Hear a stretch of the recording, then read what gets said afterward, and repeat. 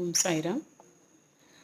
ಶ್ರೀ ಗುರುಚರಿತ್ರೆಯಲ್ಲಿ 31ನೇ ಅಧ್ಯಾಯವು ಶ್ರೀಮನ್ ಮಹಾಗಣಾಧಿಪತಿಯೇ ನಮಃ, ಶ್ರೀ ಸರಸ್ವತ್ಯೈ ನಮಃ, ಶ್ರೀ ಗುರುಭ್ಯೋ ನಮಃ. ಓಂ ಸಾಯಿರಾಮ್.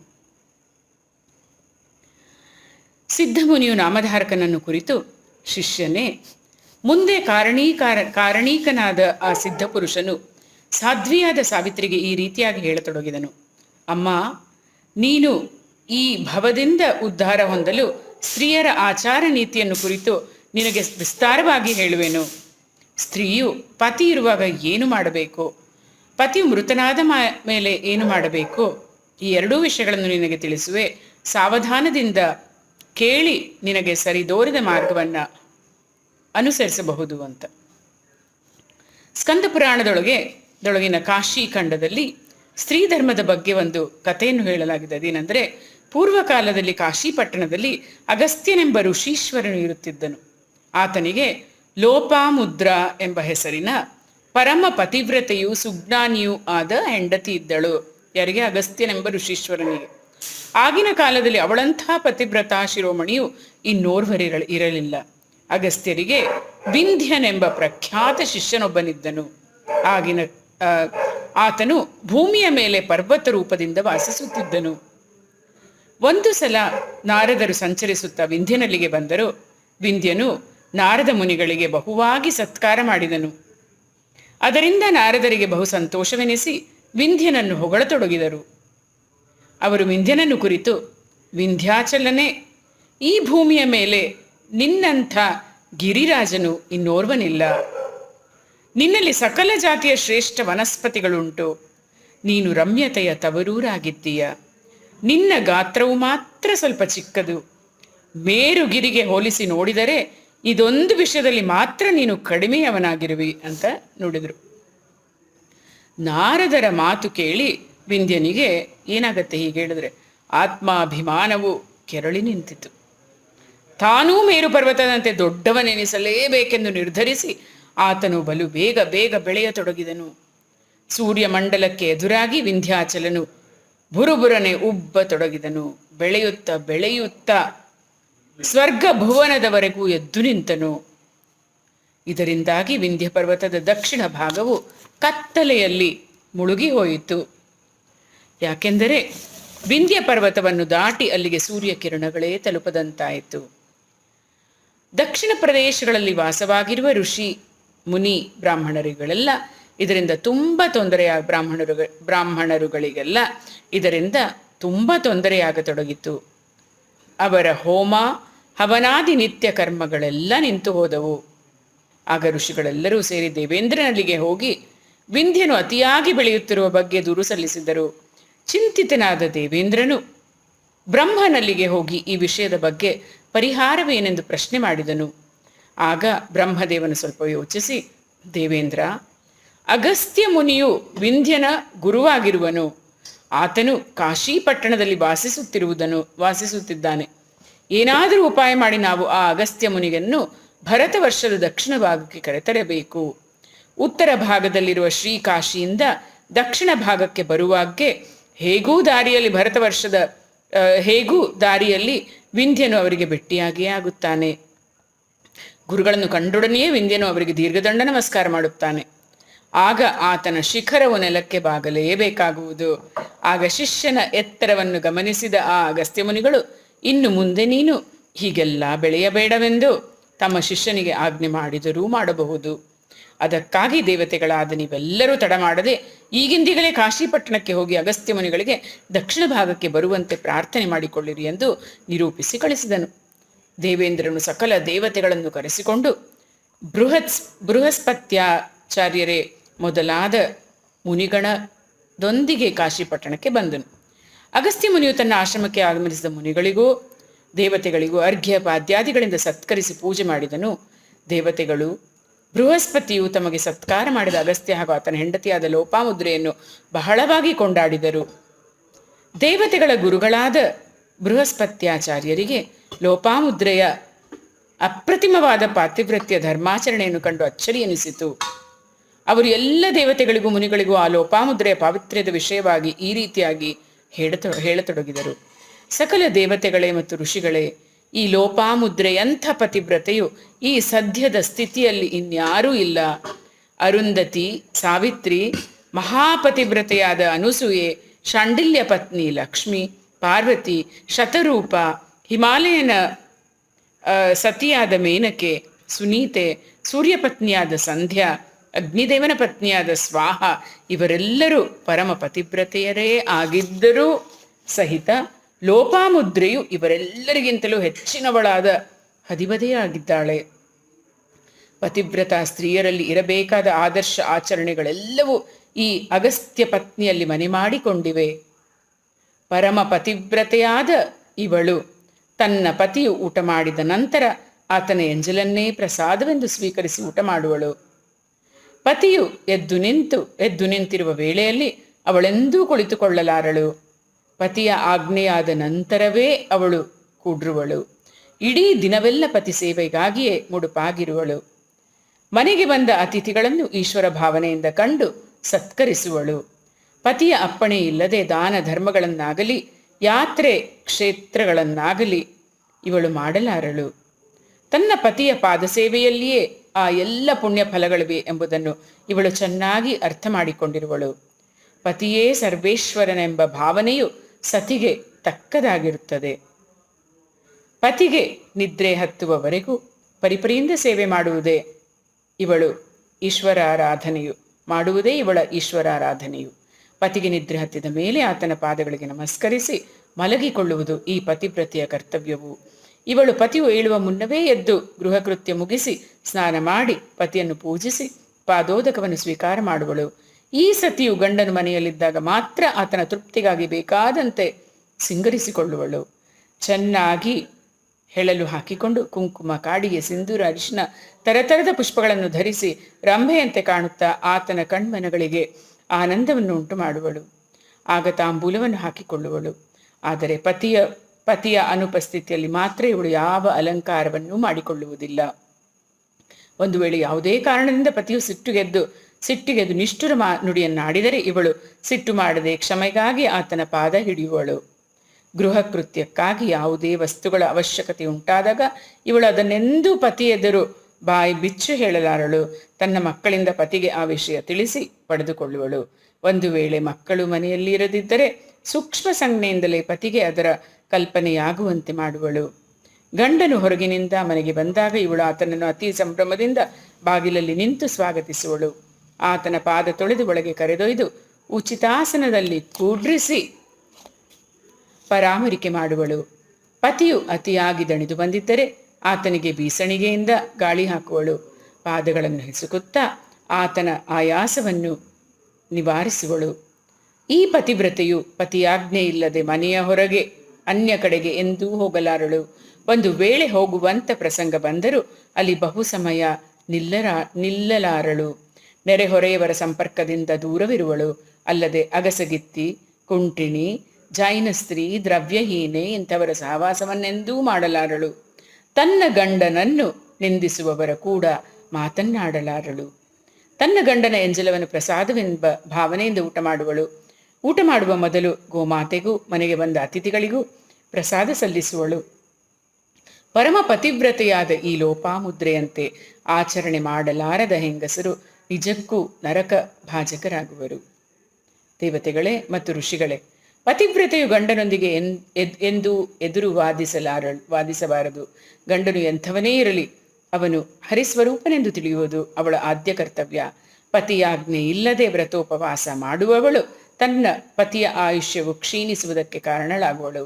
ಅಲ್ಲದೆ ತನ್ನ ಪತಿಯನ್ನೊಡಗೊಂಡು ನರಕಕ್ಕೆ ಹೋಗುವಳು. ಗಂಡನಿಗೆ ಸಿಟ್ಟಿನಿಂದ ಉತ್ತರ ಕೊಡುವ ನಾರಿಗೆ ನಾಯಿಯ ಜನ್ಮ ಬರುವುದು, ಅಥವಾ ಊರ ಸಮೀಪಕ್ಕೆ ಬಂದು ಒದರುವ ನರಿಯಾಗಿ ಹುಟ್ಟುವಳು. ಸತಿಯಾದವಳು ವನಭೋಜನ ಹಾಗೂ ಕಾರಣವಿಲ್ಲದೆ ನೆರೆಮನೆಗಳಿಗೆ ದಿನಂಪ್ರತಿ ಹೋಗುವುದು, ಇಂಥದ್ದನ್ನೆಲ್ಲ ಮಾಡಬಾರದು. ಒಂದು ವೇಳೆ ಪತಿಯು ಆಚಾರಹೀನನಾಗಿದ್ದರೂ ಆತನನ್ನು ನಿಂದಿಸಬಾರದು. ಅತ್ತೆ ಮಾವಂದಿರ ಮುಂದೆ ನಿಂತು ಗಟ್ಟಿಸಿ ಮಾತನಾಡಬಾರದು, ಹಾಗೂ ಗಹಗಹಿಸಿ ನಗಬಾರದು. ಪತಿಯ ಜೀವನೋಪಾಯದ ವೃತ್ತಿಗಾಗಿ ಬೇಜಾರುಗೊಂಡು ಉದಾಸೀನತೆ ತೋರುವವಳು ಹೆಣ್ಣು ಹುಲಿಯ ಜನ್ಮ ಪಡೆದು ಕಾಂತಾರವಾಸಿಯಾಗುವಳು. ಪರಪುರುಷನನ್ನು ನೋಡುವವಳು ಮೇಲ್ಗಣ್ಣಿನವಳಾಗಿ ಹುಟ್ಟುವಳು. ಗಂಡನನ್ನು ವಂಚಿಸಿ ಊಟ ಮಾಡುವವಳು ಊರ ಹಂದಿಯ ಜನ್ಮ ತಾಳುವಳು. ಪತಿಗೆ ಬಿರುನುಡಿಗಳನ್ನಾಡುವಳು ಮೂಕಿಯಾಗಿ ಹುಟ್ಟುವಳು. ಗಂಡನು ಬೇರೊಬ್ಬ ಸವತಿಯನ್ನು ಮದುವೆಯಾಗಿದ್ದರೆ ಅವಳ ಮೇಲೆ ಮತ್ಸರ ಮಾಡುವವಳು ದರಿದ್ರಳಾಗಿ ಜನಿಸುವಳು. ಅದಕ್ಕಾಗಿ ಪತಿವ್ರತೆಯಾದವಳು ಪತಿಯ ಸುಖ ದುಃಖಗಳೇ ತನ್ನವೆಂದು ಭಾವಿಸಿ ಬೇಕಾಗುವುದು. ಪರಪುರುಷನ ಮೇಲೆ ದೃಷ್ಟಿ ಇಟ್ಟವಳು ಅಂಗಹೀನಳಾಗಿ ಚಾಂಡಾಲನ ಮನೆಯಲ್ಲಿ ದರಿದ್ರಳಾಗಿ ಜನ್ಮ ತಾಳುವಳು. ನಾರಿಗೆ ಪತಿಯೇ ಪ್ರಾಣ ಸ್ವರೂಪನು. ಪ್ರಾಣವಿರುವವರೆಗೂ ಈ ದೇಹವು ಪವಿತ್ರವೆನಿಸುವುದು, ಆದರೆ ಪ್ರಾಣ ಹೋದ ಮೇಲೆ ಶವವು ಅಪವಿತ್ರವೆನಿಸುವುದು. ಅದರಂತೆಯೇ ಪತಿಯೇ ನಾರಿಯ ಪ್ರಾಣವು. ಪತಿಯು ಸತ್ತ ಮೇಲೆ ಅವಳು ಅಪವಿತ್ರಳಾಗುವಳು. ವಿಧವೆಯು ಪ್ರೇತಕ್ಕೆ ಸಮಾನಳು. ಮಕ್ಕಳಿಲ್ಲದ ವಿಧವೆಯಂತೂ ಅದಕ್ಕಿಂತಲೂ ಹೆಚ್ಚು ಅಮಂಗಳವೆನಿಸುವಳು. ಅಂಥ ವಿಧವೆಗೆ ನಮಸ್ಕರಿಸಿ ಆಶೀರ್ವಾದ ಪಡೆಯುವುದು ಸಹಿತ ಅಮಂಗಳಕರವಾಗಿದೆ. ಸತಿಗೆ ಪತಿಯೇ ನಿಜವಾದ ಸಂಗಾತಿಯು. ಪತಿಯಿಂದಲೇ ಅವಳಿಗೆ ಪಾವಿತ್ರ್ಯತೆ ಹಾಗೂ ಸೌಭಾಗ್ಯಗಳು ಉಂಟಾಗುತ್ತವೆ. ಆದ್ದರಿಂದ ಸ್ತ್ರೀಯು ಸದಾ ಪತಿಯೊಂದಿಗೆ ಇರುವುದು ಶ್ರೇಯಸ್ಕರವು. ಪತಿಯು ಮೃತನಾದರೆ ಆತನ ಶವದೊಂದಿಗೆ ಸಹಗಮನ ಮಾಡುವ ಪತಿವ್ರತೆಯ ಪುಣ್ಯಕ್ಕೆ ಎಣೆಯೇ ಇಲ್ಲ. ಅವಳಿಂದ 42 ಕುಲಗಳ ಉದ್ಧಾರವಾಗುವುದು. ಸಹಗಮನ ಮಾಡಲು ಹೊರಟ ಸತಿಯು ನಡೆಯುವ ಹೆಜ್ಜೆ ಹೆಜ್ಜೆಗೂ 1000 ಅಶ್ವಮೇಧ ಯಜ್ಞಗಳ ಪುಣ್ಯವನ್ನು ಸಂಪಾದಿಸುವಳು. ಒಂದು ವೇಳೆ ಗಂಡನು ಪಾಪಿಷ್ಟನಾಗಿದ್ದು ಆತನನ್ನು ಯಮದೂತರು ನರಕಕ್ಕೆ ಎಳೆದೊಯ್ದಿದ್ದರೂ ಸಹ ಸಹಗಮನ ಹೋದ ಸತಿಯು ತನ್ನ ಪುಣ್ಯ ಬಲದಿಂದ ಆತನನ್ನು ಕರೆದುಕೊಂಡು ಸ್ವರ್ಗಕ್ಕೆ ಹೋಗುವಳು. ಅಂಥ ಮಹಾಪತಿವ್ರತೆಯನ್ನು ನೋಡಿದೊಡನೆಯೇ ಯಮದೂತರು ಅಂಜಿ ಓಡಿ ಹೋಗುವರು. ಪತಿವ್ರತೆಯಾದ ಹೆಂಡತಿಯು ದೊರೆಯುವುದು ಪುರುಷನ ಪುಣ್ಯಾನುಬಂಧವೆಂದೇ ತಿಳಿಯಲಾಗುವುದು. ಯಾವನ ಮನೆಯಲ್ಲಿ ಸತಿ ಇಲ್ಲವೋ ಆತನಿಂದ ಯಾವ ಪುಣ್ಯವನ್ನೂ ಸಂಪಾದಿಸಲಾಗುವುದಿಲ್ಲ. ಹೆಂಡತಿ ಇಲ್ಲದವನು ಯಜ್ಞಾದಿ ಕರ್ಮಗಳಿಗೆ ಅನರ್ಹನೆನಿಸುವನು. ಪತಿವ್ರತೆಯಾದ ಸತಿಯು ಯಾವಾತನಿಗೆ ದೊರಕುವಳೋ ಆತನಿಗೆ ಎಲ್ಲ ಪುಣ್ಯಗಳು ಲಭ್ಯವಾಗುವು. ಸ್ತ್ರೀ ಇಲ್ಲದವರಿಗೆ ಕರ್ಮಾಚಾರಗಳು ಸಾಧಿಸಲಾರುವ ಸತಿಯಿಂದಲೇ ಪತಿಗೆ ಪುತ್ರ ಸಂತಾನ ದೊರಕುವುದು. ಆ ಸಂತಾನವೇ ಪರಲೋಕ ಪ್ರಾಪ್ತಿಗೆ ಸಾಧನವಾಗಿದೆ. ಗಂಗಾ ಸ್ನಾನದಿಂದ ದೊರಕುವ ಪುಣ್ಯವು ಪತಿವ್ರತೆಯಾದ ತನ್ನ ಹೆಂಡತಿಯ ಮುಖ ನೋಡುವುದರಿಂದಲೇ ಆತನಿಗೆ ಪ್ರಾಪ್ತವಾಗುವುದು ಎಂದು ದೇವತೆಗಳ ಗುರುಗಳಾದ ಬೃಹಸ್ಪತ್ಯಾಚಾರ್ಯರು ಸಕಲ ದೇವತೆಗಳಿಗೂ ಮುನಿವೃಂದಕ್ಕೂ ಪತಿವ್ರತಾ ಸ್ತ್ರೀಯ ಆಚರಣೆಯ ಬಗ್ಗೆ ವಿವರಣೆ ನೀಡಿದರೆಂದು ಸಿದ್ಧಮುನಿಯು ನಾಮಧಾರಕನಿಗೆ ಹೇಳಿದನೆಂಬಲ್ಲಿಗೆ ಶ್ರೀ ಗುರುಚರಿತ್ರೆ ಎಂಬ ಅಮೃತಮಯವಾದ ಕಥಾಕಲ್ಪತರುವಿನಲ್ಲಿ ಶ್ರೀ ನರಸಿಂಹ ಸರಸ್ವತಿ ಉಪಾಖ್ಯಾನದಲ್ಲಿ ಸಿದ್ಧ ನಾಮಧಾರಕ ಸಂವಾದದಲ್ಲಿ 31ನೇ ಅಧ್ಯಾಯವು ಮುಕ್ತಾಯವಾಯಿತು. ಶ್ರೀಮದ್ ದತ್ತಾತ್ರೇಯಾರ್ಪಣಮಸ್ತು. ಸದ್ಗುರು ಶ್ರೀಪಾದ ಶ್ರೀವಲ್ಲಭ ನರಸಿಂಹ ಸರಸ್ವತಿ ಮಹಾರಾಜ್ ಕಿ ಜೈ. ಓಂ ಸಮರ್ಥ ಸದ್ಗುರು ಸಾಯಿನಾಥ್ ಮಹಾರಾಜ್ ಕಿ ಜೈ. ಓಂ ಸಾಯಿರಾಮ್. ಶ್ರೀ ಗುರುಚರಿತ್ರೆಯಲ್ಲಿ 32ನೇ ಅಧ್ಯಾಯವು ಶ್ರೀಮನ್ ಮಹಾಗಣಾಧಿಪತಿಯೇ ನಮಃ, ಶ್ರೀ ಸರಸ್ವತ್ಯೈ ನಮಃ, ಶ್ರೀ ಗುರುಭ್ಯೋ ನಮಃ. ಓಂ ಸಾಯಿರಾಮ್. ಸಿದ್ಧಮುನಿಯು ನಾಮಧಾರಕನ ವಿನಂತಿಯಂತೆ ಶ್ರೀ ಗುರುಚರಿತ್ರೆಯನ್ನು ಮುಂದುವರಿಸಿದನು. ನಾಮಧಾರಕನೇ, ಆ ಸಿದ್ಧ ಪುರುಷನು ಸಾವಿತ್ರಿ ಎದುರು ಬೃಹಸ್ಪತಿಯು ದೇವತೆಗಳಿಗೆ ನಿರೂಪಿಸಿದ ಸ್ತ್ರೀ ಧರ್ಮವನ್ನು ವಿವರಿಸಿದ ನಂತರ ವೈಧವ್ಯ ಧರ್ಮದ ಆಚಾರವನ್ನು ಹೇಳತೊಡಗಿದ್ದನ್ನು ವಿವರಿಸಿದನು. ಅದು ಹೇಗಿದೆ ಎಂದರೆ, ಋಷಿಗಳೇ ಮತ್ತು ದೇವತೆಗಳೇ ಕೇಳಿರಿ. ಒಂದು ವೇಳೆ ಪತಿಯು ಸತಿಯ ಹತ್ತಿರದಲ್ಲಿ ಮೃತನಾಗದೆ ಅನ್ಯ ಪ್ರದೇಶದಲ್ಲಿ ಮೃತನಾದರೆ ಆ ಸತಿಯು ಸಹಗಮನ ಮಾಡಬಾರದು. ಅದರಂತೆ ಅವಳು ಗರ್ಭಿಣಿ ಇದ್ದರೆ ಅಥವಾ ಮೊಲೆಯುಣ್ಣುವ ಕೂಸಿನ ತಾಯಿಯಾಗಿದ್ದರೆ ಅಂತಹವಳು ಕೂಡ ಸಹಗಮನ ಮಾಡತಕ್ಕದ್ದಲ್ಲ. ಒಂದು ವೇಳೆ ಅಂಥವಳು ಸಹಗಮನ ಮಾಡಿದರೆ ಮಹಾ ಪಾಪ ಉಂಟಾಗುವುದು. ಆದ್ದರಿಂದ ಅಂತಹವಳು ವಿಧವಾ ಧರ್ಮ ಆಚರಿಸುವುದೇ ಸೂಕ್ತ ಹಾಗೂ ಅನಿವಾರ್ಯವಾಗಿದೆ. ಆದ್ದರಿಂದಲೇ ಅವಳಿಗೆ ಪುಣ್ಯ ಪ್ರಾಪ್ತಿಯಾಗುವುದು. ಗಂಡನು ಮೃತನಾದ ನಂತರ ಸಹಗಮನ ಹೋಗದ ಸತಿಯು ಕೇಶವಪನ ಅಂದರೆ ತಲೆಕ್ಷೌರ ಮಾಡಿಸಿಕೊಳ್ಳಬೇಕು. ಸಕೇಶಿಯಾಗಿದ್ದವಳ ತಲೆಗೂದಲುಗಳೇ ತನ್ನ ಪತಿಯನ್ನು ನರಕಕ್ಕೆ ಎಳೆದೊಯ್ಯುವುದಕ್ಕೆ ಪಾಶವಾಗಿ ಪರಿಣಮಿಸುವು.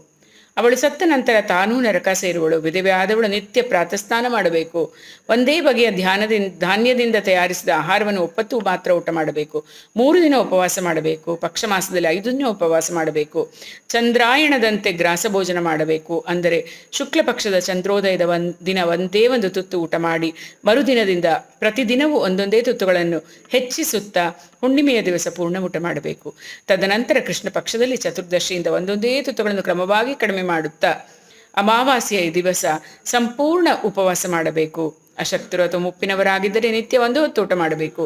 ಇಲ್ಲವೇ ಸ್ವಲ್ಪ ಹಾಲು, ಫಲಹಾರ ಮುಂತಾದವುಗಳನ್ನು ಸೇವಿಸಬೇಕು. ಯಾವ ಫಲಹಾರವನ್ನು ಅತಿಯಾಗಿ ಸ್ವೀಕರಿಸಬಾರದು. ಜೀವಧಾರಣೆಗೆ ಅವಶ್ಯವಿದ್ದಷ್ಟನ್ನು ಮಾತ್ರವೇ ತೆಗೆದುಕೊಳ್ಳಬೇಕು. ವಿಧವೆಯಾದವಳು ಹೊರಸು ಅಥವಾ ಪಲ್ಲಂಗಗಳ ಮೇಲೆ ಎಂದೂ ಮಲಗಬಾರದು.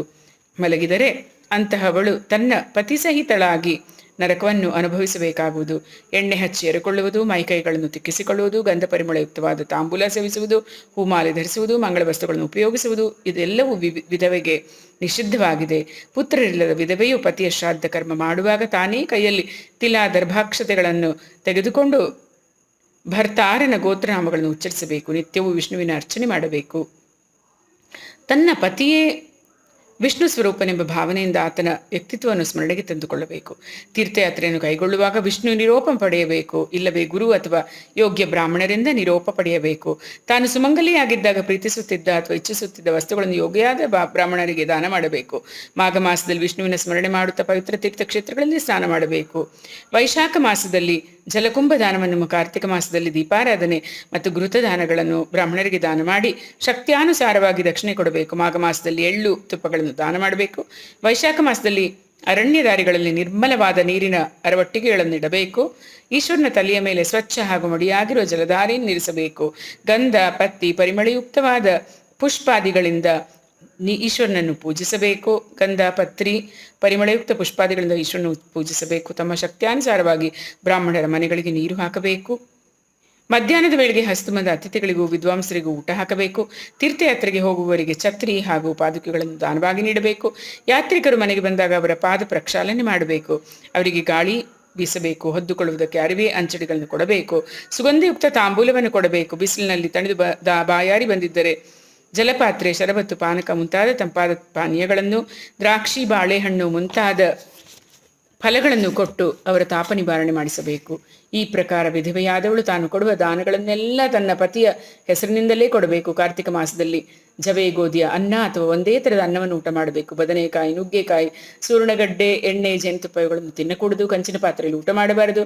ಬೇಳೆಯ ಕಾಳುಗಳನ್ನು ವರ್ಜಿಸಬೇಕು. ಕಾರ್ತಿಕ ಮಾಸದಲ್ಲಿ ಅಪವಿತ್ರ ಜೀನಿಸುಗಳನ್ನು ತ್ಯಾಜ್ಯ ಮಾಡಬೇಕು. 1 ತಿಂಗಳು ಮುತ್ತುಗದ ಎಲೆಯಲ್ಲಿ ಊಟ ಮಾಡುತ್ತಿದ್ದು ನಂತರ ಉದ್ಯಾಪನೆ ಮಾಡಬೇಕು. ಯಾವ ವ್ರತ ಮಾಡಿದರೂ ಕೊನೆಯಲ್ಲಿ ಉದ್ಯಾಪನೆ ಮಾಡಬೇಕು. ಕಂಚಿನ ಪಾತ್ರೆಯ ತುಪ್ಪವನ್ನು ಹಾಕಿ ಯೋಗ್ಯ ಬ್ರಾಹ್ಮಣರಿಗೆ ದಾನ ಮಾಡಬೇಕು. ತಾನು ಭೂಮಿಯ ಮೇಲೆ ಮಲಗಿದ ವ್ರತಕ್ಕಾಗಿ ಬ್ರಾಹ್ಮಣನಿಗೆ ಪಲ್ಲಂಗವನ್ನು ದಾನ ಮಾಡಬೇಕು. 1 ತಿಂಗಳವರೆಗೆ ರಸಪದಾರ್ಥಗಳನ್ನು ಸೇವಿಸುವುದನ್ನು ತ್ಯಾಜ್ಯ ಮಾಡಬೇಕು. ಹಾಲು ಮೊಸರುಗಳನ್ನು ತ್ಯಾಗ ಮಾಡಿ ಉದ್ಯಾಪನೆ ಮಾಡಬೇಕು. ಮತ್ತು ಅನುಕೂಲವಿದ್ದ ಅಲಂಕೃತವಾದ ಆಕಳನ್ನು ದಾನ ಮಾಡಬೇಕು. ದೀಪದಾನವೆಂಬ ಇನ್ನೊಂದು ವ್ರತ ಉಂಟು. ಇದು ಅನಂತ ಮಹಿಮೆಯುಳ್ಳದ್ದಾಗಿದೆ. ಅದಕ್ಕಾಗಿ ಪ್ರತಿಯೊಬ್ಬ ವಿಧವೆಯು ಅವಶ್ಯಕವಾಗಿ ದೀಪದಾನವನ್ನು ಮಾಡಲೇಬೇಕು. ಮಾಘ ಮಾಸದಲ್ಲಿ ಪ್ರತಿದಿನವೂ ತಪ್ಪದೆ ಸೂರ್ಯೋದಯಕ್ಕೆ ಮುನ್ನವೇ ಸ್ನಾನ ಮಾಡಬೇಕು. ಎಳ್ಳು, ಖರ್ಜೂರಗಳಿಂದ ಉಂಡೆಗಳನ್ನು ಮಾಡಿ ದಕ್ಷಿಣ ಸಮೇತವಾಗಿ ಬ್ರಾಹ್ಮಣರಿಗೆ ಕೊಡಬೇಕು. ಸಕ್ಕರೆ, ಮೆಣಸು, ಯಾಲಕ್ಕಿ ಮುಂತಾದವುಗಳನ್ನು ಹಾಕಿದ ಅನ್ನರಸ ಮುಂತಾದ ಕರೆದ ಪದಾರ್ಥಗಳನ್ನು ಸನ್ಯಾಸಿಗಳಿಗೆ ದಾನ ಮಾಡಬೇಕು. ತಪಸ್ವಿಗಳಿಗೆ ಭಕ್ತಿಯಿಂದ ಉಣಬಡಿಸಬೇಕು. ಹಲವು ಬಗೆಯ ಕೆಂಪು ವಸ್ತ್ರ, ಕಂಬಳಿ ಮುಂತಾದವುಗಳನ್ನು ಬ್ರಾಹ್ಮಣರಿಗೆ ದಾನ ಮಾಡಬೇಕು. 1 ವರ್ಷಕ್ಕೆ ಸಾಲುವಷ್ಟು ಅನ್ನ ಸಾಹಿತ್ಯಗಳಿಂದ ಭರಿತವಾದ ಮನೆಯನ್ನು ಯೋಗ್ಯ ಬ್ರಾಹ್ಮಣರಿಗೆ ಪತಿಯ ಹೆಸರಿನಲ್ಲಿ ಸಂಕಲ್ಪ ಮಾಡಿಸಿ ಗೃಹದಾನವೆಂದು ಕೊಡಬೇಕು. ಗಂಧ, ಪರಿಮಳಯುಕ್ತ ಪತ್ರಿ, ಪುಷ್ಪಾದಿಗಳಿಂದ ಹರಿಹರರನ್ನು ಭಕ್ತಿಯಿಂದ ಪೂಜಿಸಬೇಕು. ವಿಧವೆಯಾದವಳು ಎಂದು ಎತ್ತಿನ ಮೇಲೆ ಕೂಡಬಾರದು. ಕುಪ್ಪಸವನ್ನು ತೊಟ್ಟುಕೊಳ್ಳಬಾರದು. ಬಿಳಿಯ ಸೀರೆಯನ್ನು ಉಡಬೇಕು. ಇನ್ನು ಮಗನ ಅನುಮತಿಯಿಂದ ವಿಧವೆಯಾದ ತಾಯಿಯು ಮಾಡುವ ಇನ್ನೊಂದು ವ್ರತವಿದೆ. ಇದಕ್ಕೆ ಆತ್ಮಾವೈ ಪುತ್ರನಾಮ ಎಂದು ವೇದಾಗಮನಗಳಲ್ಲಿ ಹೇಳಲಾಗಿದೆ. ಪತಿಯಿಂದಲೇ ಪುತ್ರನ ಜನ್ಮವಾದದ್ದರಿಂದ ವಿಧವೆಯು ಪುತ್ರನ ಮಾತಿನಂತೆ ಆಜ್ಞೆಯಂತೆ ನಡೆದುಕೊಳ್ಳಬೇಕು.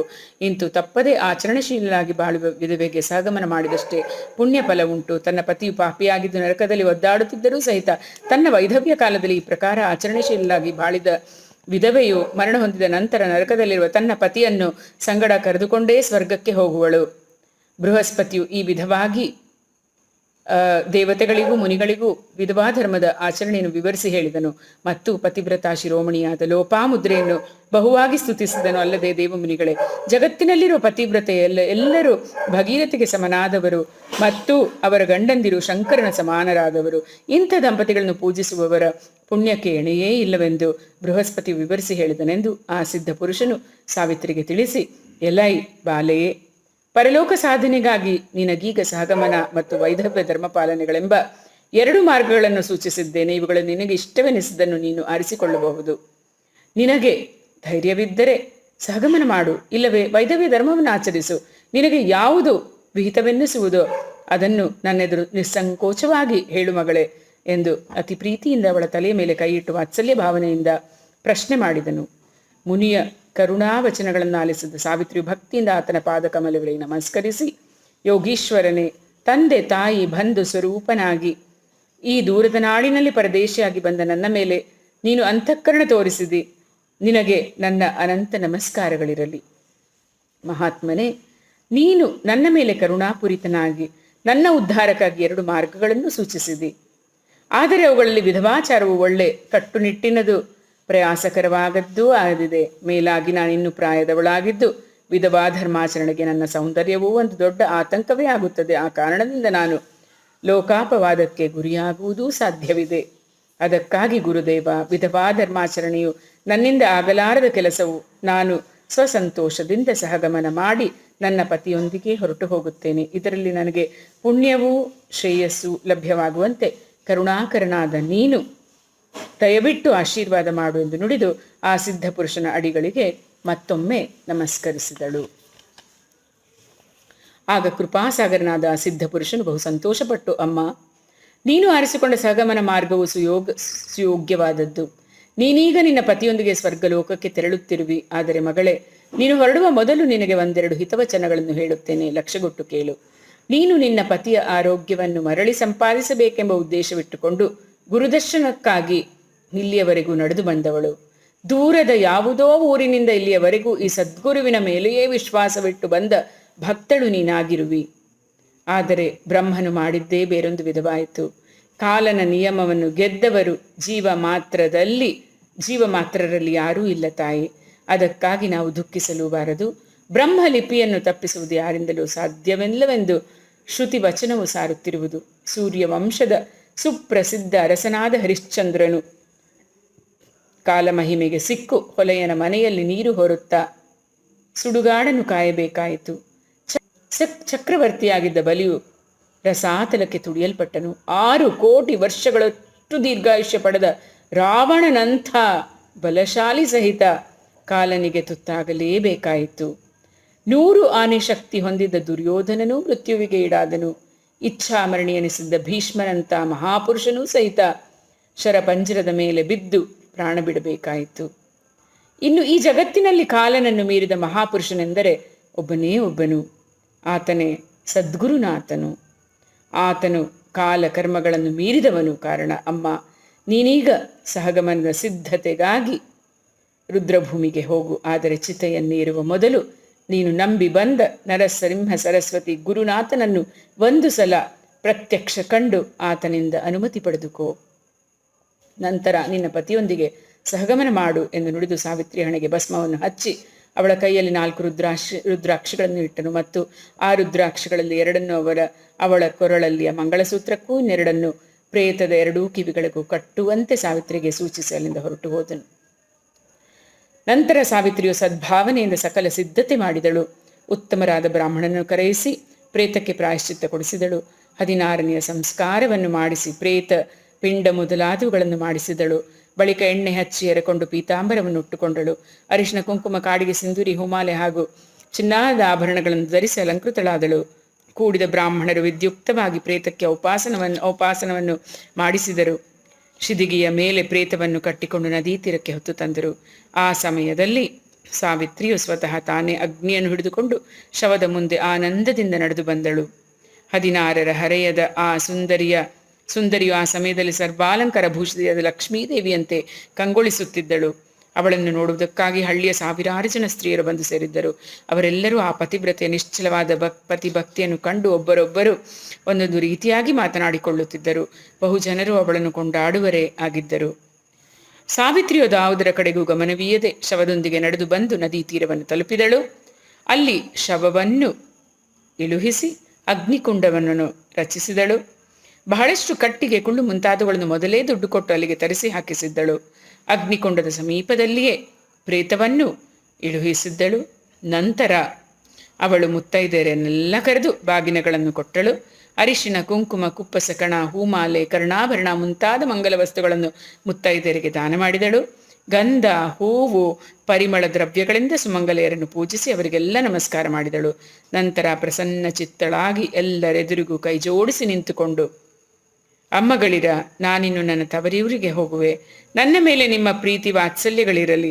ನನ್ನ ತಂದೆ ಶೂಲಪಾಣಿಯಾದ ಶಂಕರನು, ತಾಯಿ ಸುಮಂಗಲಿಯಾದ ಪಾರ್ವತೀದೇವಿಯು ಅವರಿಬ್ಬರೂ ಸೇರಿ ನಮ್ಮನ್ನು ಪ್ರೀತಿಯಿಂದ ಕರೆಸಿರುವರು. ಈಗ ದೀಪಾವಳಿಯ ಹಬ್ಬ ಬಂದಿತಲ್ಲವೇ, ಅದಕ್ಕಾಗಿ ಅವರು ನನ್ನನ್ನು ಪತಿ ಸಮೇತಳಾಗಿ ತಮ್ಮಲ್ಲಿಗೆ ಕರೆಸಿಕೊಳ್ಳುತ್ತಿದ್ದಾರೆ. ತಾಯಂದಿರೆ, ನಾನಿನ್ನು ಹೊರಡುವೆ, ನನ್ನ ಮೇಲೆ ನಿಮ್ಮ ವಾತ್ಸಲ್ಯವು ಚಿರವಾಗಿರಲಿ ಎಂದು ನುಡಿದು ಅವರ ಆಜ್ಞೆ ಪಡೆದುಕೊಂಡಳು. ಅವಳ ಮುದ್ದು ಮುದ್ದಾದ ಮಾತುಗಳನ್ನು ಕೇಳಿ ನಡೆದ ಮುತ್ತೈದರ ಎಲ್ಲ ಕಣ್ಣೀರು ಕೋಡಿಯಾಗಿ ಹರಿಯತೊಡಗಿತು. ನಂತರ ಸಾವಿತ್ರಿಯು ತನ್ನ ಊರಿನಿಂದ ತನ್ನೊಂದಿಗೆ ಬಂದ ಜನರನ್ನು ಕುರಿತು, ಅಪ್ಪ, ಅಣ್ಣ, ನೀವೆಲ್ಲರೂ ಇನ್ನು ಮರಳಿ ಊರಿಗೆ ಹೋಗಿರಿ. ಅತ್ತೆ ಮಾವಂದಿರ ಎದುರಿಗೆ ಮಾತ್ರ ಇಲ್ಲಿ ನಡೆದ ಯಾವ ವಿಷಯವನ್ನೂ ನೀವು ದಯವಿಟ್ಟು ತಿಳಿಸಬಾರದು. ಒಂದು ವೇಳೆ ತಿಳಿಸಿದರೆ ತಕ್ಷಣವೇ ಅವರು ಪುತ್ರ ಶೋಕದಿಂದ ಸತ್ತು ಹೋಗುವರು. ಅದರ ಪಾಪವು ನಿಮಗೆ ಅಂಟಿಕೊಳ್ಳುವುದು. ಆದ ಕಾರಣ ನೀವು ಊರಿಗೆ ಹೋಗಿ ನಾವು ಗುರುಗಳ ಜೊತೆಯಲ್ಲಿ ಕ್ಷೇಮವಾಗಿದ್ದೇವೆಂದು ಇನ್ನು ಮೇಲೆ ಗುರು ಸನ್ನಿಧಿಯಲ್ಲೇ ಕಾಲ ಕಳೆಯುವ ನಿರ್ಧಾರ ಮಾಡಿ ನಿಮ್ಮನ್ನು ಊರಿಗೆ ಕಳಿಸಿಕೊಟ್ಟಿರುವೆನೆಂದು ಅವರೆದುರಿಗೆ ತಿಳಿಸಿಬಿಡಿ. ಇದರಿಂದ ನಿಮಗೆ ಯಾವ ದೋಷವೂ ಹತ್ತಲಾರದು ಎಂದು ಹೇಳಿದಳು. ಈ ಮಾತನ್ನು ಕೇಳಿದಾಗಲಂತೂ ಜನರಿಗೆ ಕಣ್ಣೀರ ಕಟ್ಟೆಯೊಡೆದು ದುಃಖವು ಉಕ್ಕುಕ್ಕಿ ಬರತೊಡಗಿತು. ಆದರೆ ಸಾವಿತ್ರಿ ಮಾತ್ರ ನಗುನಗುತ್ತಲೇ ಇದೆಲ್ಲವನ್ನು ಹೇಳಿ ಮುಗಿಸಿದಳು. ಇನ್ನು ಅಗ್ನಿಕುಂಡದಲ್ಲಿ ಅಗ್ನಿಯನ್ನು ಸ್ಥಾಪನೆ ಮಾಡುವ ಕಾರ್ಯವಿತ್ತು. ಅಷ್ಟರಲ್ಲೇ ಅವಳಿಗೆ ಸಿದ್ಧ ಪುರುಷನು ಹೇಳಿದ ಮಾತು ನೆನಪಾಯಿತು. ತಕ್ಷಣವೇ ಆತನು ಕೊಟ್ಟ 4 ರುದ್ರಾಕ್ಷಗಳಲ್ಲಿ 2 ತನ್ನ ಕೊರಳಿನ ಮಾಂಗಲ್ಯಕ್ಕೆ ಕಟ್ಟಿಕೊಂಡು 2 ಪ್ರೇತದ ಕಿವಿಗಳಲ್ಲಿ ಹಾಕಿದಳು. ನಂತರ ಅಂತ್ಯ ಸಂಸ್ಕಾರ ಮಾಡಿಸಲು ಬಂದ ಬ್ರಾಹ್ಮಣರನ್ನು ಕುರಿತು, ನರಸಿಂಹ ಸರಸ್ವತಿ ಗುರುಗಳ ದರ್ಶನ ಪಡೆದುಕೊಂಡು ಬೇಗ ಬರುವೆನು, ಇದಕ್ಕೆ ತಮ್ಮ ಅಪ್ಪಣೆಯಾಗಬೇಕು ಎಂದು ಪ್ರಾರ್ಥಿಸಿಕೊಂಡಳು.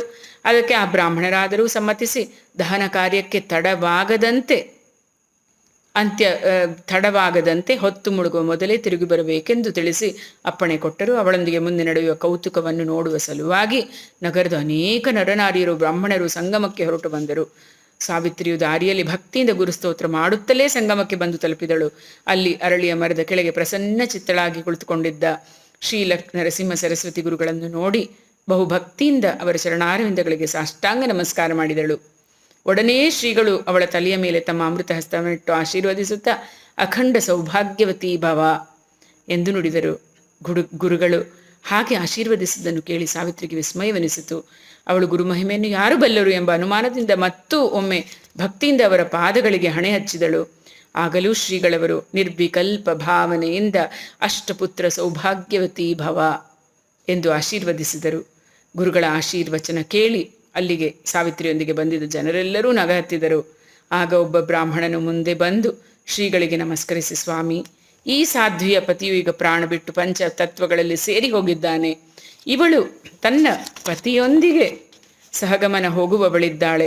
ಅದಕ್ಕಾಗಿಯೇ ಸಹಗಮನ ಹೋಗುವ ಮೊದಲು ಗುರುಗಳಾದ ತಮ್ಮ ಆಶೀರ್ವಾದ ಪಡೆದುಕೊಂಡು ಹೋಗಲೆಂದು ಬಂದಿದ್ದಾಳೆ ಎಂದು ನಡೆದ ವಿಷಯವನ್ನೆಲ್ಲ ವಿವರವಾಗಿ ಹೇಳಿದನು.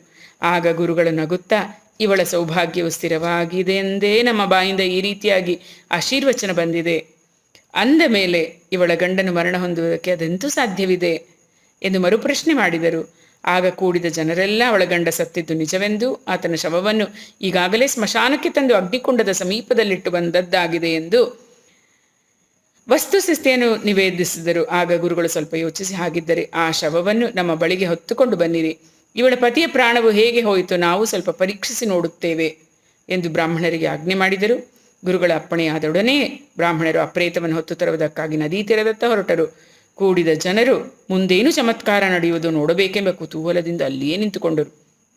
ಅಷ್ಟರಲ್ಲಿಯೇ 4 ಜನ ಶುಚಿರ್ಭೂತರಾದ ಬ್ರಾಹ್ಮಣರು ಸಂಗಮದಲ್ಲಿ ಸ್ನಾನ ಮಾಡಿ ಗುರು ಸನ್ನಿಧಿಗೆ ಬಂದರು. ಅವರು ರುದ್ರ ಸೂಕ್ತವನ್ನು ಭಕ್ತಿಯಿಂದ ಪಠಿಸುತ್ತಾ ಗುರುಗಳ ಪಾದುಕೆಗಳಿಗೆ ರುದ್ರಾಭಿಷೇಕ ಮಾಡತೊಡಗಿದರು. ಅಷ್ಟರಲ್ಲಿಯೇ ಜನರು ಸಾವಿತ್ರಿಯ ಗಂಡನ ಶವವನ್ನು ಹೊತ್ತುಕೊಂಡು ಬಂದು ಶ್ರೀಗಳವರ ಸಮ್ಮುಖದಲ್ಲಿಯೇ ಸಿದಕಿಯನ್ನು ಇಳಿಸಿದರು. ಈಗ ಗುರುಗಳು ಆ ಪ್ರೇತಕ್ಕೆ ಬಿಗಿಯಲ್ಪಟ್ಟ ವಸ್ತ್ರ, ಸಣಬಿನ ಹುರಿ ಮುಂತಾದವುಗಳನ್ನು ಬಿಚ್ಚುವಂತೆ ಬ್ರಾಹ್ಮಣರಿಗೆ ಆಜ್ಞೆ ಮಾಡಿದರು. ಮತ್ತು ತಮ್ಮ ಪಾದೋದಕ ಚರಣ ತೀರ್ಥವನ್ನು ಒಂದು ಗಿಂಡಿಯಲ್ಲಿ ತುಂಬಿ ಅವರಿಗೆ ಕೈಗೆ ಕೊಟ್ಟು ಅದನ್ನು ಪ್ರೇತದ ಮೈಗೆಲ್ಲ ಸಿಂಪಡಿಸುವಂತೆ ತಿಳಿಸಿದರು. ಅಲ್ಲದೆ ತಮ್ಮ ಅಮೃತ ದೃಷ್ಟಿಯಿಂದ ಆ ಪ್ರೇತದ ಸರ್ವಾಂಗಗಳನ್ನು ಅವಲೋಕಿಸಿದರು. ಇಷ್ಟಾಗುತ್ತಲೇ ಮೃತನ ಅಂಗಾಂಗಗಳಲ್ಲಿ ಚೇತನ ಉಂಟಾಯಿತು. ಸ್ವಲ್ಪ ಸಮಯದಲ್ಲಿಯೇ ಆತನು ಮೈ ಮುರಿಯುತ್ತಾ ಎದ್ದು ಕುಳಿತನು ಮತ್ತು ತಾನು ಬತ್ತಲೆಯಾಗಿರುವುದನ್ನು ಕಂಡು ನಾಚಿಕೊಳ್ಳತೊಡಗಿದನು. ತನ್ನ ಹೆಂಡತಿಯನ್ನು ಸಮೀಪಕ್ಕೆ ಕರೆದು ಹೊಸ ವಸ್ತುಗಳನ್ನು ತರಿಸಿಕೊಂಡು ಧಾರಣೆ ಮಾಡಿದನು. ನಂತರ ಆತನು ಬಹು ಕೌತುಕದಿಂದ ಎಲ್ಲವನ್ನು ನೋಡುತ್ತಾ ತನ್ನ ಹೆಂಡತಿಗೆ, ನನ್ನನ್ನು ಎಲ್ಲಿ ಕರೆದುಕೊಂಡು ಬಂದಿರುವೆ, ಈ ಅತೀಶ್ವರರು ಯಾರು ಎಂದು ಪ್ರಶ್ನೆ ಮಾಡಿದನು. ಆಗ ಸಾವಿತ್ರಿಯು ಅಲ್ಲಿಯವರೆಗೆ ನಡೆದ ಸಂಗತಿಯನ್ನೆಲ್ಲ ತನ್ನ ಪತಿಗೆ ವಿವರವಾಗಿ ತಿಳಿಸಿದಳು. ಅವರೀರ್ವರು ದಂಪತಿಗಳು ಗುರುಗಳಿಗೆ ಭಕ್ತಿಯಿಂದ ನಮಸ್ಕರಿಸಿದರು. ಪರಿಪರಿಯಾಗಿ ಗುರುಸ್ತೋತ್ರ ಮಾಡುತ್ತಾ ಸಾಷ್ಟಾಂಗ ನಮಸ್ಕಾರ ಹಾಕಿದರು. ಅಲ್ಲಿ ಕೂಡಿದ ಎಲ್ಲ ಜನರಿಗೂ ಗುರುಗಳ ಅಗಾಧವಾದ ಮಹಿಮೆ ಕಂಡು ಅಚ್ಚರಿಯೂ ಸಂತೋಷವೂ ಉಂಟಾಗಿದ್ದವು. ಕರುಣಾಳುವಾದ ಗುರುನಾಥನು ಆ ದಂಪತಿಗಳ ಭಕ್ತಿ ಭಾವಕ್ಕೆ ಸಂಪ್ರೀತನಾಗಿ, ದಂಪತಿಗಳೇ, ನಿಮಗೆ ಇನ್ನು ಮುಂದೆ ನಾವು ನುಡಿದಂತೆ ಪೂರ್ಣಾಯುಷಿಗಳಾದ 8 ಜನ ಮಕ್ಕಳಾಗುತ್ತಾರೆ. ಅವರೆಲ್ಲರೂ ಸಿರಿವಂತರು, ಸದ್ಧರ್ಮದಲ್ಲಿ ಸಾಗಿ ನಿಮಗೆ ಕೀರ್ತಿಯನ್ನು ತರುವರು. ಇಂದಿಗೆ ನಿಮ್ಮ ಪಾಪಗಳೆಲ್ಲವೂ ನಾಶವಾಗಿ ಹೋದವು. ಇನ್ನು ನಿಮಗೆ ಮರಣೋತ್ತರದಲ್ಲಿ ಮುಕ್ತಿಯಾಗುವುದು. ಚತುರ್ವಿಧ ಪುರುಷಾರ್ಥಗಳು ನಿಮಗೀಗ ಲಭ್ಯವಾಗುವುದು. ಇನ್ನು ಮನದೊಳಗಿನ ಸಂಶಯವನ್ನು ದೂರ ಮಾಡಿ ಸುಖವಾಗಿ ಬಾಳಿರಿ ಎಂದು ಹೃತ್ಪೂರ್ವಕವಾಗಿ ಆಶೀರ್ವಾದ ಮಾಡಿದರು. ಅಲ್ಲಿ ನೆರೆದ ಜನ ಜಂಗುಳಿ ಎಲ್ಲವೂ ಆನಂದದಿಂದ ಗುರುಗಳಿಗೆ ಜೈ ಜೈಕಾರ ಮಾಡಿದರು. ಆ ಧ್ವನಿಯು 10 ದಿಕ್ಕುಗಳಲ್ಲಿ ಹರಿದು ಪ್ರತಿಧ್ವನಿಸಿತು. ನಂತರ ಅವರೆಲ್ಲರೂ ಗುರುಗಳಿಗೆ ಭಕ್ತಿಯಿಂದ ನಮಸ್ಕರಿಸಿ ಆರತಿ ಬೆಳಗಿದರು.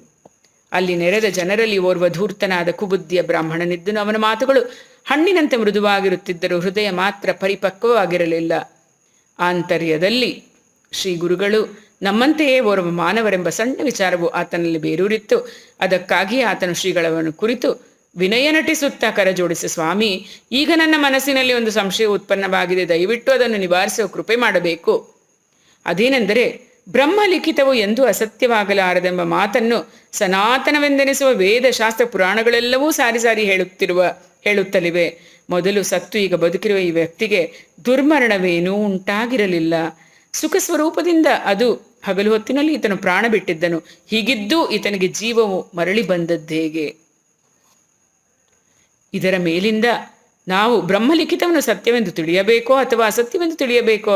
ದಯವಿಟ್ಟು ನನಗೆ ವಿವರಿಸಿ ಹೇಳುವ ಕೃಪೆ ಮಾಡಬೇಕು ಎಂದು ಢೋಂಗಿಯ ಭಕ್ತಿಯಿಂದ ಕೈ ಮುಗಿದು ಕೇಳಿಕೊಂಡನು. ಆಗ ಗುರುಗಳು ಆ ಬ್ರಾಹ್ಮಣನಿಗೆ, ಎಲೈ ಬ್ರಾಹ್ಮಣನೇ, ಕೇಳು. ಈಗ ಸತ್ತು ಬದುಕಿದ ವ್ಯಕ್ತಿಗೆ ಮುಂದಿನ ಜನ್ಮದಲ್ಲಿ 30 ವರ್ಷಗಳ ಆಯುಷ್ಯವಿತ್ತು. ಅದೇ ಆಯುಷ್ಯವನ್ನೇ ನಾನು ಭಕ್ತೋದ್ಧಾರಕ್ಕಾಗಿ ಬ್ರಹ್ಮನಿಂದ ಬೇಡಿ ಈತನಿಗೆ ಇದೇ ಜನ್ಮದಲ್ಲಿಯೇ ಕೊಡಿಸಿದ್ದೇನೆ. ಆದ್ದರಿಂದಲೇ ಈ ದತ್ತನೆಂಬ ಬ್ರಾಹ್ಮಣನಿಗೆ ಇನ್ನು ಮುಂದೆ ಪುನರ್ಜನ್ಮವಿಲ್ಲ. 30 ವರ್ಷಗಳ ನಂತರ ಈತನು ನಿಶ್ಚಿತವಾಗಿಯೂ ಜೀವನ್ಮುಕ್ತಿ ಪಡೆಯುತ್ತಾನೆ. ಹೀಗೆಂದು ಗುರುಗಳು ಆ ಸಂಶಯ ಬುದ್ಧಿಯ ಬ್ರಾಹ್ಮಣನಿಗೆ ಎಲ್ಲ ವಿಷಯವನ್ನು ವಿವರಿಸಿ ಹೇಳಿದರು. ಅದನ್ನು ಕೇಳಿ ಅಲ್ಲಿ ನೆರೆದ ಸಕಲ ಜನಸ್ತೋಮಕ್ಕೆ ತುಂಬ ಅಚ್ಚರಿ ಎನಿಸಿತು. ಅವರು ಗುರು ಮಹಿಮೆಯನ್ನು ಬಾಯಿ ತುಂಬ ಕೊಂಡಾಡತೊಡಗಿದರು. ಗುರುಗಳಿಂದಾದ ಈ ಅದ್ಭುತ ಪವಾಡದ ಸಂಗತಿಯು 4 ರಾಜ್ಯಗಳಲ್ಲಿ ಬಹುಬೇಗ ಪ್ರಸಾರವಾಯಿತು. ಮುಂದೆ ಆ ದಂಪತಿಗಳಿಬ್ಬರು ಸಂಗಮದಲ್ಲಿ ಸ್ನಾನ ಮಾಡಿದರು. ನರಸಿಂಹ ಸರಸ್ವತಿ ಯತಿರಾಯರನ್ನು ಮನಪೂರ್ವಕವಾಗಿ ಭಕ್ತಿಯಿಂದ ಪೂಜೆ ಮಾಡಿದರು. ಅಪಾರ ದ್ರವ್ಯವನ್ನು ವೆಚ್ಚ ಮಾಡಿ ಅಲ್ಲಿ ಸಮಾರಾಧನೆಯನ್ನು ಮಾಡಿಸಿದರು. ಸೂರ್ಯನು ಅಷ್ಟರಲ್ಲಿ ಅಸ್ತಂಗತನಾಗಲು ಗುರುಗಳು ಗಾಣಗಾಪುರದಲ್ಲಿರುವ ತಮ್ಮ ಮಠಕ್ಕೆ ಹೊರಟು ಬಂದರು. ಆ ದಂಪತಿಗಳಿಬ್ಬರು ಗುರುಗಳಿಗೆ ಮೇಲಿಂದ ಮೇಲೆ ನಮಸ್ಕರಿಸಿದರು. ಷೋಡಶೋಪಚಾರಗಳಿಂದ ಪೂಜಿಸಿ ಆರತಿ ಬೆಳಗಿದರು. ನಾಮಧಾರಕನೇ, ಇನ್ನು ಮುಂದೆ ಮತ್ತೊಂದು ಅಪೂರ್ವವಾದ ಘಟನೆಯು ನಡೆಯಿತು. ಈ ಕಥೆಯು ಇನ್ನೂ ವಿಶೇಷವಾಗಿದೆ. ಅದನ್ನೂ ನಿನಗೀಗ ಸವಿಸ್ತಾರವಾಗಿ ಹೇಳುತ್ತೇನೆ, ಚಿತ್ತಗೊಟ್ಟು ಆಲಿಸು ಎಂದು ಸಿದ್ಧಮುನಿಯು ನಾಮಧಾರಕನಿಗೆ ಹೇಳಿದನೆಂಬಲ್ಲಿಗೆ ಶ್ರೀ ಗುರುಚರಿತ್ರೆ ಎಂಬ ಅಮೃತಮಯವಾದ ಕಥಾಕಲ್ಪ ತರುವಿನಲ್ಲಿ ಶ್ರೀ ನರಸಿಂಹ ಸರಸ್ವತಿ ಉಪಾಖ್ಯಾನದಲ್ಲಿ ಸಿದ್ಧನಾಮಧಾರಕ ಸಂವಾದದಲ್ಲಿ 32ನೇ ಅಧ್ಯಾಯವು ಮುಕ್ತಾಯವಾಯಿತು. ಶ್ರೀಮದ್ ದತ್ತಾತ್ರೇಯಾರ್ಪಣಮಸ್ತು. ಸದ್ಗುರು ಶ್ರೀಪಾದ ಶ್ರೀವಲ್ಲಭ ನರಸಿಂಹ ಸರಸ್ವತಿ ಮಹಾರಾಜ್ ಕಿ ಜೈ.